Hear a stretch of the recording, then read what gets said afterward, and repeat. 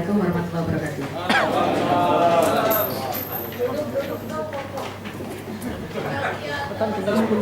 Yang berdiri yang tokoh, yang mas-mas yang silakan kasihan belakangnya ya. Pernyataan sikap Jogja Gumregah tolak revisi Undang-Undang KPK. KPK adalah anak bangsa yang lahir dari rahim kandung reformasi yang tidak boleh dilemahkan oleh siapapun, termasuk para pejuang reformasi. Pemberantasan korupsi yang dilakukan oleh KPK menjadi modalitas kesejahteraan rakyat. Namun hingga saat ini, berbagai upaya untuk melemahkan KPK telah dilakukan. Lembaga anti korupsi yang dibentuk dengan semangat untuk memerangi korupsi yang sistemik di Indonesia ini, sejak berdirinya telah menghadapi tantangan yang datang bergelombang, terutama dari kelompok yang pro status quo atau kepentingan koruptif. Mereka yang berambisi memangkas wewenang KPK datang dari berbagai kalangan, di antaranya politisi DPR, pengusaha, elit penegak hukum, pengacara, maupun elit partai politik. Sejumlah partai politik di Senayan melalui wewenang legislasi saat ini aktif mendorong adanya revisi Undang-Undang Nomor 30 Tahun 2002 tentang KPK. Usaha ini telah cukup berhasil dengan masuknya agenda revisi Undang-Undang KPK dalam Prolegnas 2016 dan disetujuinya agenda ini dalam rapat Badan Legislasi DPR. Upaya melakukan revisi sebuah regulasi biasanya ditujukan untuk memperkuat atau memperbaiki regulasi sebelumnya. Namun hal ini berbeda dengan rencana revisi Undang-Undang KPK yang disiapkan oleh DPR. Seluruh rancangan revisi Undang-Undang KPK yang dibuat 3 edisi justru bermaksud melemahkan institusi KPK dan agenda pemberantasan korupsi. Dari sisi substansi, banyak ditemukan poin-poin krusial yang justru dapat melemahkan KPK dan pemberantasan korupsi. Kita curiga bahwa usulan revisi Undang-Undang KPK merupakan ajang konsolidasi kelompok status quo yang memiliki irisan kepentingan untuk membubarkan KPK dengan berbagai macam latar belakang penyebabnya. Bisa jadi mereka adalah pesakitan KPK, broker politik dan ekonomi yang tidak leluasa bergerak karena radar KPK, dan petualang politik serta elit penegak hukum yang merasa bahwa KPK adalah ancaman besar bagi otoritas hukum yang selama ini diuntungkan oleh sistem yang korup. Ada 4 poin krusial draft revisi Undang-Undang KPK yang dapat melumpuhkan KPK. Pertama, dibentuknya Dewan Pengawas yang memiliki sejumlah kewenangan yang dapat menghambat kinerja KPK. Misalnya penyadapan dan penyitaan yang harus seizin Dewan Pengawas. Padahal selama ini KPK tidak memerlukan izin untuk melakukannya. Inilah kekhususan KPK yang membuatnya efektif selama ini. Selain itu, anggota Dewan Pengawas dipilih dan diangkat oleh Presiden. Dikhawatirkan besarnya campur tangan Presiden untuk menentukan orang yang akan duduk di Dewan Pengawas KPK akan memudahkan intervensi politik istana pada KPK.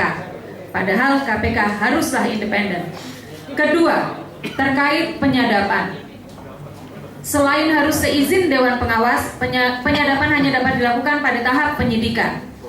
Kondisi ini menjadikan langkah penindakan KPK menjadi terhambat, dan menyulitkan KPK melakukan reaksi cepat atas informasi praktek penyuapan maupun melakukan operasi tangkap tangan atau OTT. Usulan ini menjelaskan rencana DPR untuk mempersempit ruang gerak KPK dalam melakukan fungsi penindakan, terutama pada strategi operasi tangkap tangan yang menjadi ciri khusus KPK selama ini. Ketiga, terkait penyelidik dan penyidik KPK. Dalam draft revisi Undang-Undang KPK, KPK tidak dapat mengangkat penyelidik dan penyidik secara mandiri.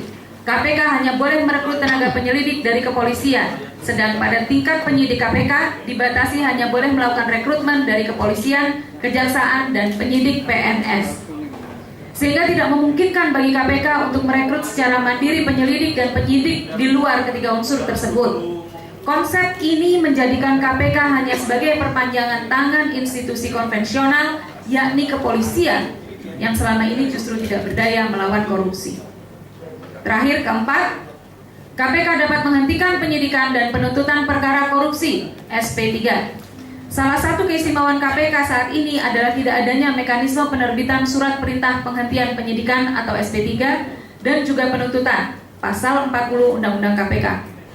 Hal ini adalah salah satu parameter yang menjamin kualitas penanganan perkara di KPK yang harus dipastikan sangat matang di tingkat penyelidikan dan sudah dibuktikan pula melalui pembuktian bersalah di pengadilan yang mencapai angka sempurna yaitu 100% conviction rate. Namun kisah sukses KPK berupaya diubah oleh DPR dengan melakukan revisi pasal 40, yaitu KPK berwenang mengeluarkan surat perintah penghentian penyidikan dan penuntutan dalam perkara korupsi.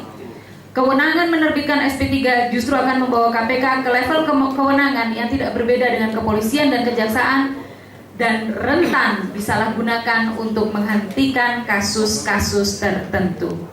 Oleh karena itu, kami menuntut 1. Agar seluruh fraksi di DPR untuk membatalkan rencana pembahasan revisi Undang-Undang KPK di sidang paripurna DPR. Batalkan.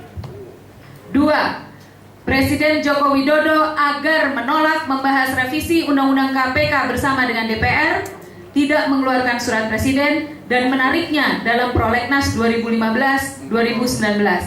Langkah penolakan revisi Undang-Undang KPK ini sesuai dengan agenda Nawacita khususnya memperkuat KPK. Presiden Joko Widodo agar mewaspadai manuver dan operasi senyap yang dilakukan orang-orang di lingkungan terdekatnya, khususnya yang memiliki ambisi menguasai sektor ekonomi dan politik dengan mendorong pelemahan KPK melalui revisi Undang-Undang KPK. 3. Masyarakat harus menghukum partai-partai politik pendukung revisi undang-undang yang melemahkan KPK dengan cara tidak memilih kandidat yang diusung partai tersebut dalam pemilihan kepala daerah langsung atau pilkada langsung 2017.